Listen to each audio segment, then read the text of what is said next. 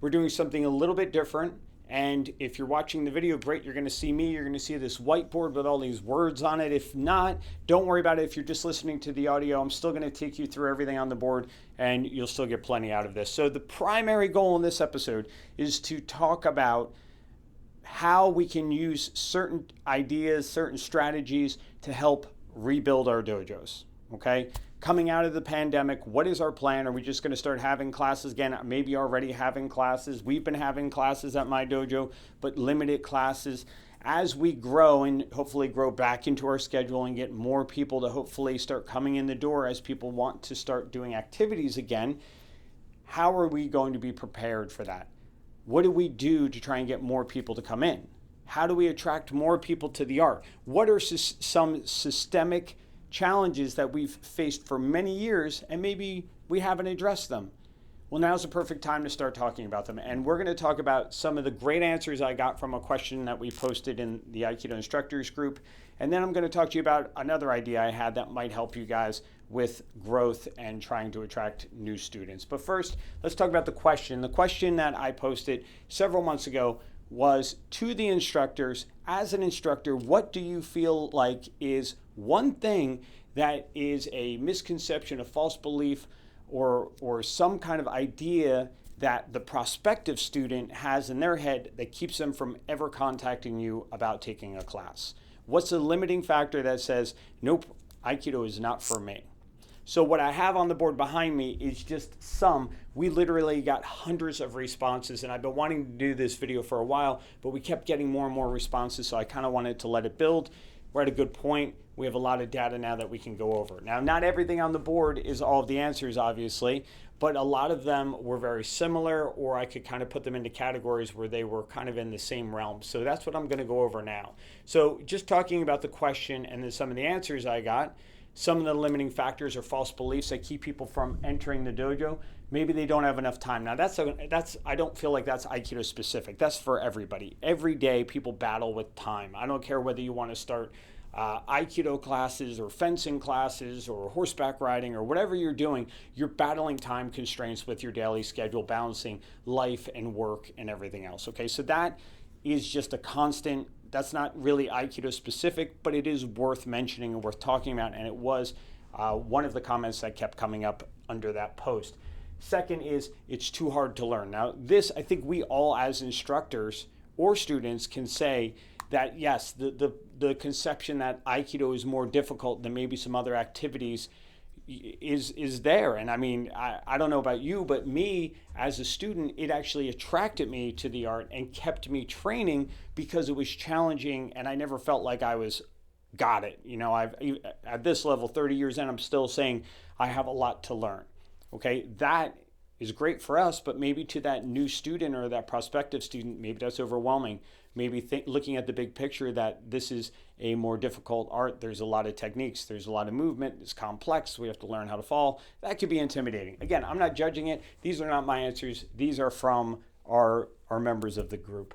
Not street effective. Now this came up over and over and over, and it came in the form of it cannot beat BJJ. It is not good for real self-defense. It isn't self-defense.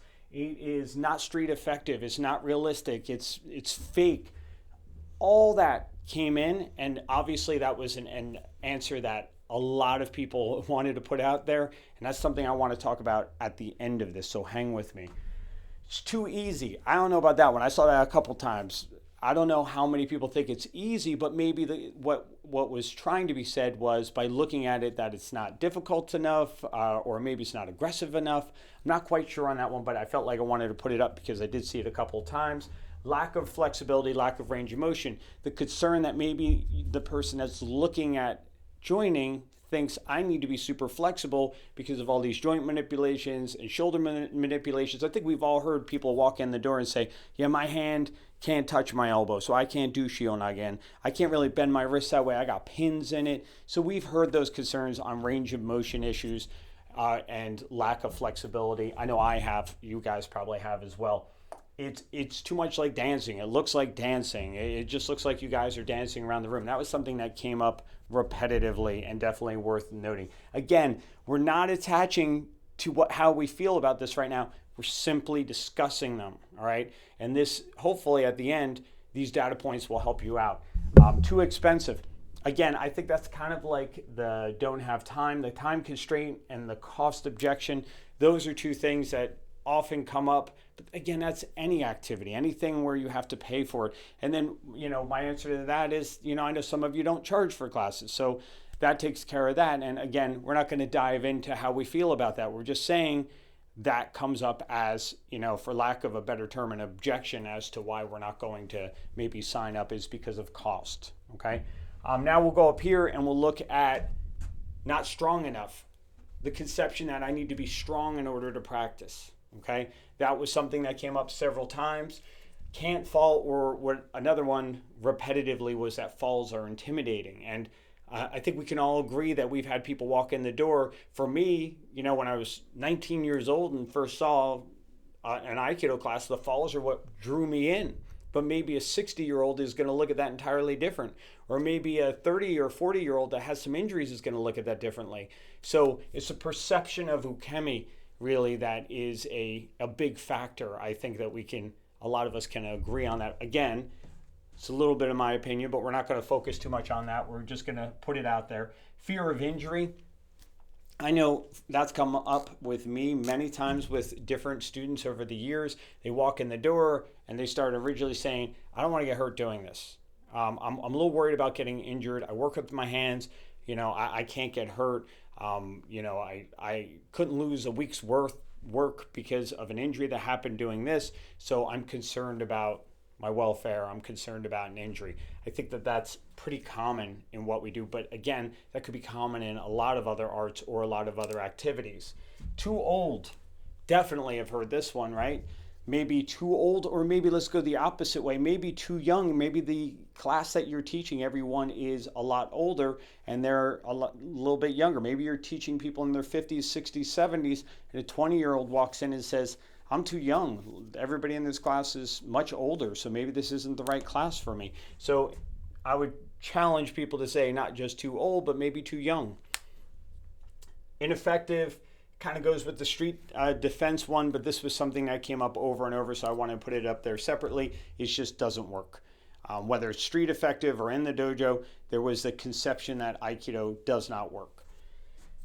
It's fake. Kind of goes with doesn't work, but that was elaborated on in the group where people felt like the movement was fake or the way it was demonstrated was fake or whatever. Looks like yoga. That's kind of like the looks like dancing thing. If we're looking at the art, maybe don't know what we're looking at. Some of the instructors in the group felt like to the novice looking at the art, they might just think it's too much like yoga and it's not really effective or not a martial art or not really what they're looking for. And then the last one on this list, do not like to fight. I don't like to fight. Another one with this, it was I don't want to hit people. I don't want to be hit. What else did I see? I don't like striking. All that would kind of fall into that doesn't like to fight, don't like to fight kind of thing. So there was literally hundreds and hundreds of comments there, and they're all good. If you're in the Aikido instructors group and you're an instructor, I would say definitely take a look, go through the list, and see where you could add to it. Now, how does this benefit us? Okay, first of all, what I don't want to do is get into an argument with an Aikidoka about, well, that's true and that's false, and this is true and that's false. Here's the thing, and this is why I wanted to make this video, is I wanted to talk about all these misconceptions, all these objections, all these limitations. But what I really want to talk about is the fact that they all might be right or they might all be wrong. What I mean by that is if we're not defining what we're teaching, then you could have a lot of these be correct. They could 100% be correct. I think, and I feel really strongly that one of the best parts of Aikido is that it is interpreted by the students. And we can all look at that. We can look at O Sensei's Uchideshi and say each one of them were very, very different. We can look at students of students and say, why is this person so different from this person? Because it was interpreted differently. Someone looked at the art, they took what kind of spoke to them the most, They took the part that resonated with them, they focused on that part, and then they developed it. And then maybe they even put their own philosophy into it or whatever, and now that's their dojo. That's their martial arts class. That's their Aikido class. That's what they're teaching, is what they believe is Aikido. Now, what this person believes is Aikido and what this person believes is Aikido might be entirely different. And this is where you see all these kind of arguments going online where this Aikidoka is fighting with this Aikidoka. Well, you're not effective and you're too much breathing exercise and you're too much meditation. It's crazy talk. All right. First of all, you shouldn't really be worrying about what other dojos are doing because we're not teaching them. They're not our students. What we should be worrying about, in my opinion, is our students and how to get new students. What someone is doing here or there, that's fine. If they're all doing Aikido, who cares? But the problem is that we're not telling people what we're doing. And this is the breakdown in the communication of the general public to the actual art of Aikido. So look, I'm not judging any style of Aikido. You do Aikido, great. I applaud you because you're getting on the mat, you're throwing on a gi, and you're doing something. My Aikido might look very different from yours. It probably will. And yours might look very different from someone else's. And we should applaud all of that. I think where people get frustrated is that everyone kind of has their idea that of what they believe Aikido is everyone's belief. In other words, if I'm saying that I'm going to teach Aikido as a martial art, and I want to teach it in a way to help people defend themselves on some level, I need to be specific that that's what I'm doing. I'm going to be very specific in saying, this is what I'm teaching. It's a martial art. I'm going to teach you within reason how to use this, what I'm teaching you to stay relatively safe. Maybe that's what my message is. Maybe that's what my core values are or my mission statement. If each dojo made a mission statement about what they taught and were super clear about it, then a lot of this infighting would go away between different dojos, and a lot of people, when they walked in the door or contacted you, would not have these misconceptions in their mind. Let me break it down even more. So, if I don't care at all about the martial aspect of Aikido, let's say I primarily use Aikido as moving meditation. Great, sounds good. Then I need to be clear on my website, in my flyers, in my talking, in my conversations with a person on the phone about Aikido, that this is what I teach. If you cannot define what you teach, and I mean what you teach, not Aikido, not talking about the founder, not talking about the history, not talking about your teacher. If you are the instructor and you can't define what you're actually teaching, and I'm not saying just Aikido, you have to dig deeper than that because there's so many different levels to using the word Aikido. What is it you're actually teaching? And you can say that in a quick elevator pitch, couple of seconds, then I think that's where we have people confused. And when we confuse them, we lose them, right? They have no interest in continuing the conversation.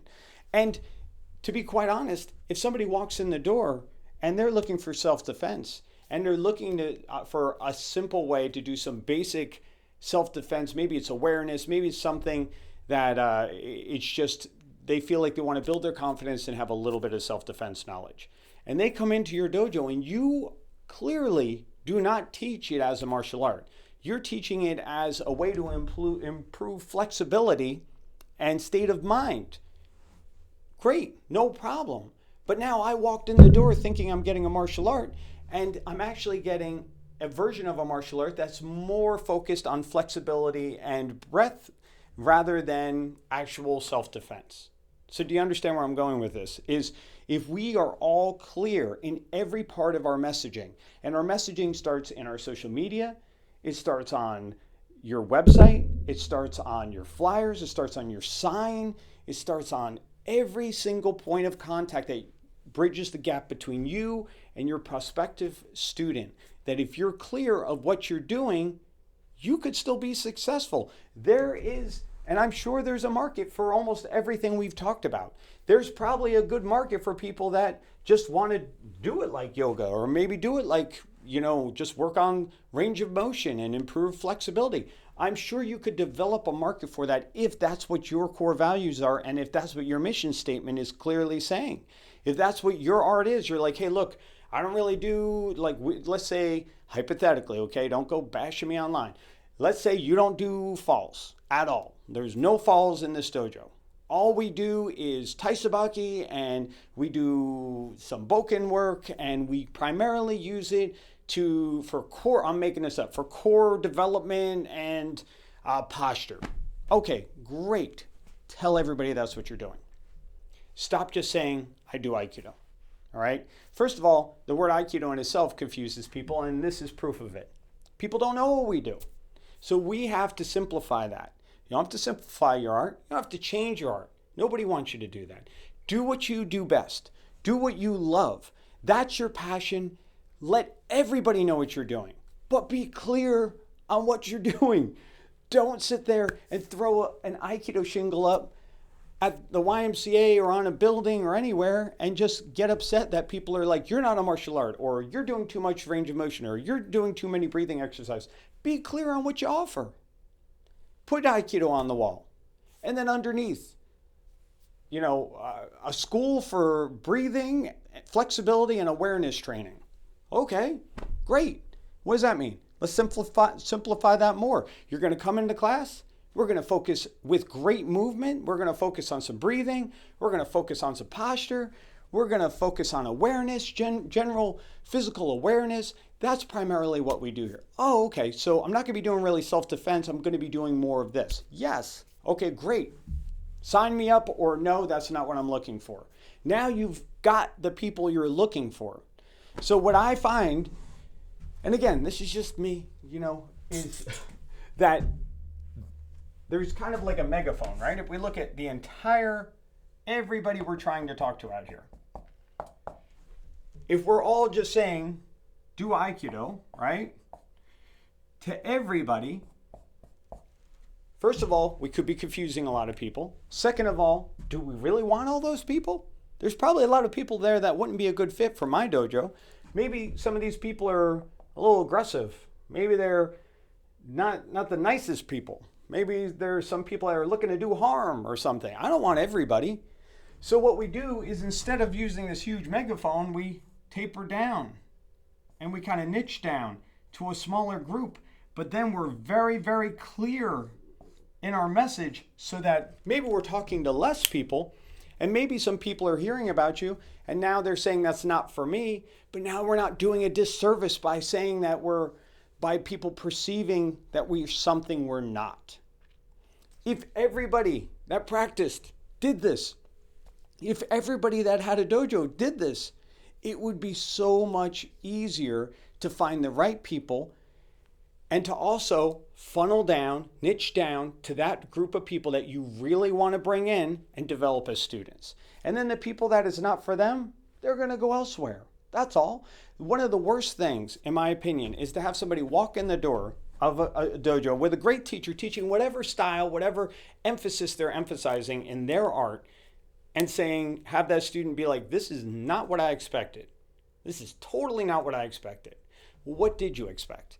I expected to be doing falls, flying across the room. And I expected that I could use this art to keep me where I felt safer. Okay. Yeah, that's not what we do here.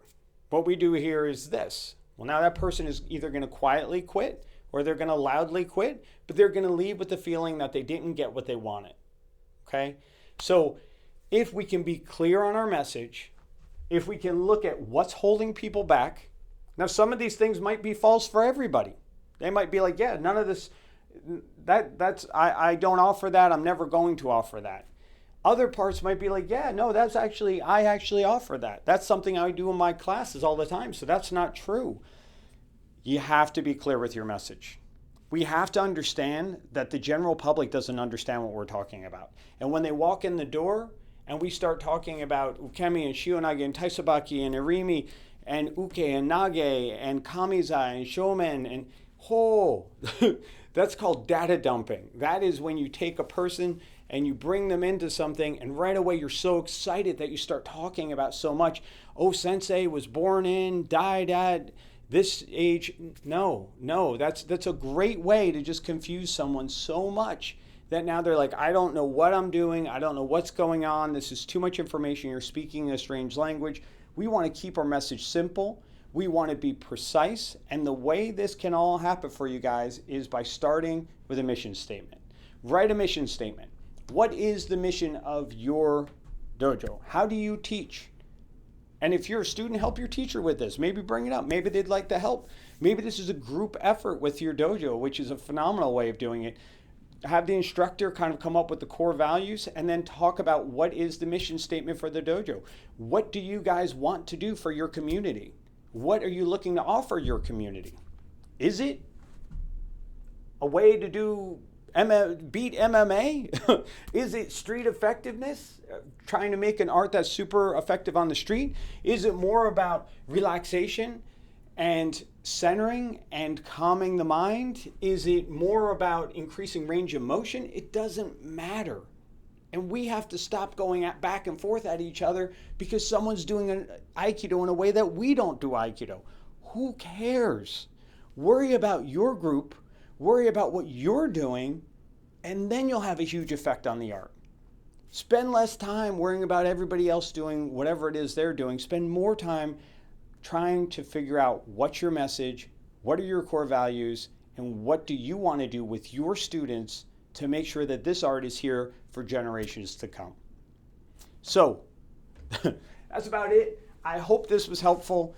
I'm sure some people are going to just read the caption and troll me and not even listen to everything I had to say here, because that happens every time. And I'm okay with that. It's entertaining. But I'm really, really hoping that some of you take the time, start looking at these objections, start looking at what's holding people back.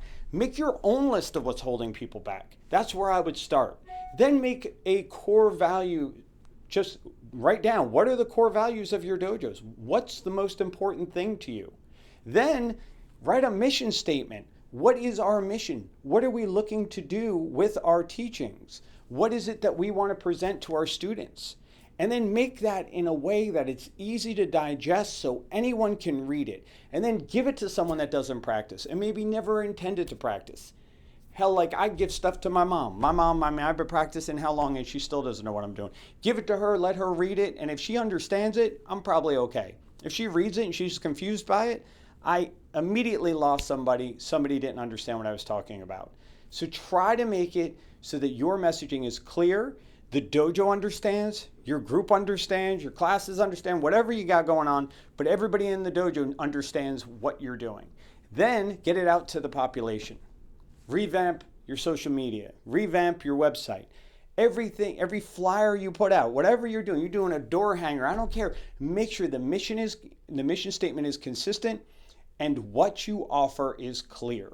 All right? I don't want to go into a bakery that says cupcakes outside and all they have is brownies, okay? I want to get what I think I'm getting. And if they say, no, our style of brownies are like a cupcake, like it doesn't matter. I have to know what I'm getting when I walk in that door. I need to know what I'm going to learn when I walk into your class.